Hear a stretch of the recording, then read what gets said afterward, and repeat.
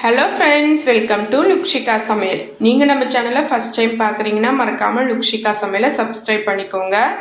வீடியோவை ஸ்கிப் பண்ணாமல் பாருங்கள். இன்றைக்கி நம்ம வீடியோவில் ரொம்பவே சூப்பரான பீச் சைட் வேர்க்கடலை சுண்டல் மசாலா எப்படி செய்யுதுன்ட்டு பார்க்கலாம். ரொம்பவே டேஸ்ட்டாக இருக்குங்க. ரொம்ப சிம்பிளாக செஞ்சிடலாம். ஃபஸ்ட் அதுக்கு தேவையான இன்க்ரீடியன்ஸ் என்னென்னு பார்த்துடலாம்.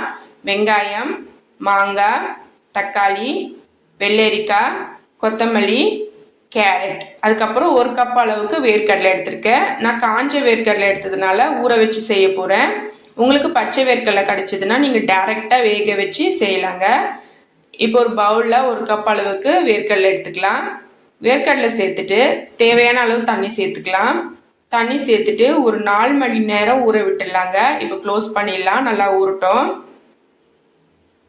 இப்போ 4 மணி நேரம் ஆயிடுச்சு. நம்ம ஓப்பன் பண்ணி பார்க்கலாம். பாருங்க, வேர்க்கடலை எல்லாம் நல்லா ஊறி வந்திருக்கு. இப்போ தண்ணியை வடிகட்டிட்டு இந்த வேர்க்கடலையை ஒரு குக்கருக்கு மாற்றி எடுத்துக்கலாம். இப்போ வேர்க்கடலையை குக்கருக்கு மாற்றியாச்சு. 1/2 டீஸ்பூன் அளவுக்கு உப்பு சேர்த்துக்கலாம். நான் கல் உப்பு சேர்த்துருக்கேன். வேர்க்கடலை முங்குற அளவுக்கு தண்ணி சேர்த்துக்கலாங்க.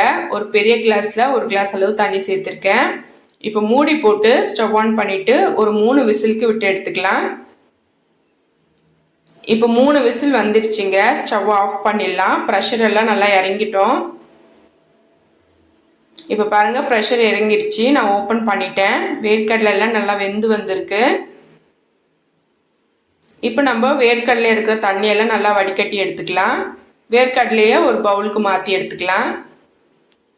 இப்போ சுண்டல் மசாலா செய்ய ஒரு பவுலில் நம்ம வேக வச்ச வேர்க்கடலையை சேர்த்துக்கலாம். கூடவே துருவன கேரட் சேர்த்துக்கலாம். பொடிசாக கட் பண்ண வெங்காயம் சேர்த்துக்கலாம்.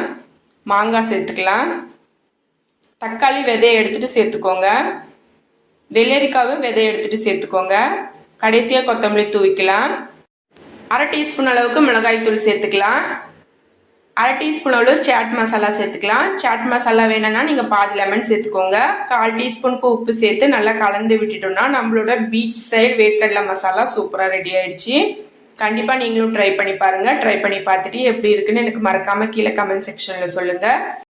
இந்த வீடியோ உங்களுக்கு பிடிச்சிருந்தா லைக் பண்ணுங்கள், ஷேர் பண்ணுங்கள். மறக்காமல் நம்ம லுக்ஷிகா சமையலுக்கு சப்ஸ்கிரைப் பண்ணிக்கோங்க. தேங்க்யூ. தேங்க்ஸ் ஃபார் வாட்சிங்.